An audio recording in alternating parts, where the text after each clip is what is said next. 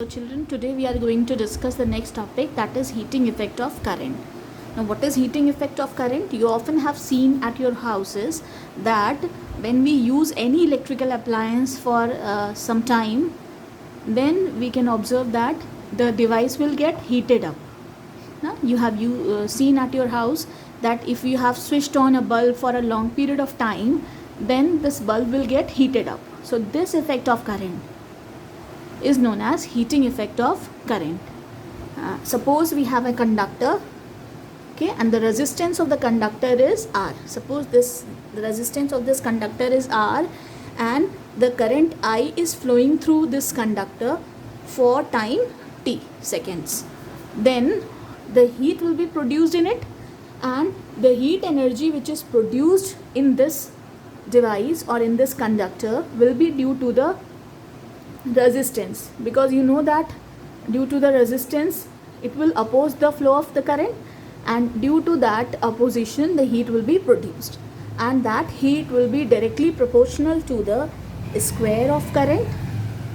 Heat energy will be directly proportional to the resistance, and it is directly proportional to the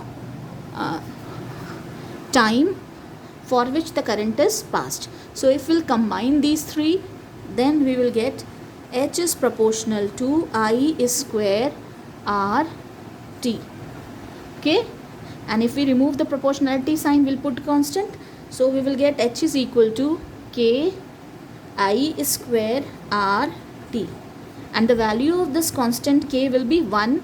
So finally we will get H is equal to I square R T, and this formula is known as Joule's law of heating. This is called Joule's law of heating. Okay, so according to the Joule's law of heating, the heat energy produced in a conductor or in an electrical device will be equal to I square R T. Okay, so that is all about heating effect of current, and there are several devices which are based on this heating effect of current, like geyser, electric toaster, electric iron. Okay, so they are based on this heating effect of current, that when the current is passed through them, these devices, they will get heated up, and their heat energy is used for different purposes.